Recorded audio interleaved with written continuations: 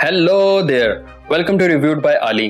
Gaslight का मतलब है नफसियाती तरीकों से किसी इंसान का दिमाग ऐसा कर देना कि उसको लगे वो पागल है। पहले से मौजूद सब्सक्राइबर्स और नए आने वालों का बहुत बहुत शुक्रिया। मीशा के बाप ने लेटर लिखकर मीशा को घर बुलाया। मीशा बचपन के बाद से घर से दूर रही थी। वो घर वापस आकर अपने बाप से मिलने के लिए एक्साइटेड थी। घर वापसी पर उसको उसकी सौतेली माँ रुक्मणी मिली, मगर उसको उसका बाप कहीं नहीं मिला जिसको वो दाता बुलाती थी। उसकी सौतेली माँ ने उसको बताया कि उसका बाप घर से बाहर फैक्ट्री पर है।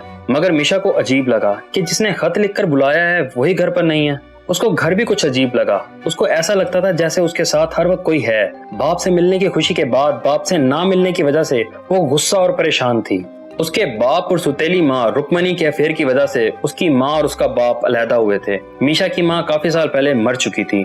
उसको घर में अपना बाप कुछ जगह दिखाई दिया। उसको कुछ आवाजें भी आने लगी। कभी पियानो बजने लगता, कभी उसको ऐसा लगता जैसे उसका हाथ किसी ने पकड़ लिया है। ये सब चीजें सिर्फ मीशा ही महसूस कर रही थी, सिर्फ वही देख रही थी ये सब। जब उसने ये सब अपनी सौतेली माँ और बाकी लोगों को बताया तो उन सब ने कहा ऐसा कुछ नहीं है, यही गैसलाइट है कि कोई उसको समझ नहीं रहा बल्कि अपनी बात उसको मनवाना चाहता है। मीशा को एहसास हुआ कि उसके बाप के साथ कुछ बुरा हो गया है। मीशा का सबसे एतबार उठ गया। वो किसी पर ट्रस्ट नहीं कर सकती थी। उसने उस जगह के मैनेजर कपल से मिलकर मामले की खोज लगाने की कोशिश की, जिसने उसको बताया कि तुम्हारा कजन राना ये महल बेचना चाहता है और उसका रुक्मणी के साथ अफेयर भी चल रहा है। रुक्मणी का अपने पुराने दोस्त एसपी अशोक के साथ भी अफेयर था। मीशा को ये पता लगाना था कि उसका बाप कहाँ है और रुक्मणी का दोनों में से किसके साथ अफेयर है, उसके कजन राना के साथ या एसपी अशोक के साथ। उसने राना का पीछा किया और राना को सच बोलने का कहा। राना ने बताया कि उसके बाप ने महल को मेरे साथ मिलकर होटल बनाने का फैसला कर लिया था, मगर फिर खुद गायब हो गया। अब उस पर बहुत कर्ज है और रुक्मणी किसी के बच्चे की माँ बनने वाली है।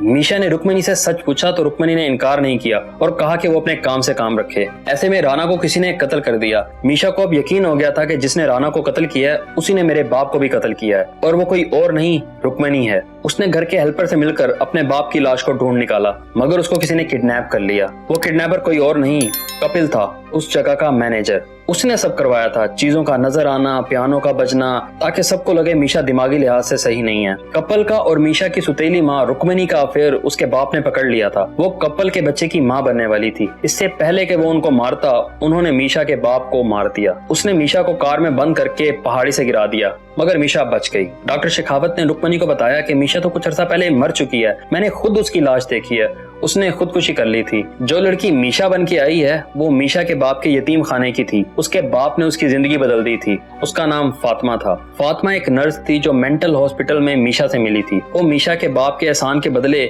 मीशा के लिए कुछ करना चाहती थी। मीशा अपने बाप से दूर रहने की वजह से डिप्रेशन में थी, जिससे निकलने में फातिमा ने उसकी हेल्प की। मगर एक दिन अपने बाप के वादा करने के बाद भी ना आने की वजह से मीशा ने खुद को मार लिया। मीशा के नाम का लेटर रिसीव होने के बाद डॉक्टर शेखावत ने फातिमा को मीशा बनाकर महल में भेजा ताकि सच का पता चल सके, और सच का पता चल गया। कपल ने रुक्मणी को गलती से मार दिया और फातिमा को मारने लगा, मगर बंदूक के उल्टा चलने पर खुद मर गया। कपल ने रुक्मणी और फातिमा को भी गैसलाइट किया, मतलब उनके दिमाग से खेलकर उनको अपनी बातों पर यकीन करवाया। यहाँ ये मूवी आपके दिमाग को गैसलाइट करके खत्म हुई। आपका दिमाग हो ना हो, मेरा जरूर गैसलाइट हो गया है। लव स्टोरी या एक्शन के लिए चैनल पर मौजूद और वीडियोस पर क्लिक करें। मुझे सपोर्ट करने के लिए hit subscribe, bell and like. Next video में मिलते हैं। सी या।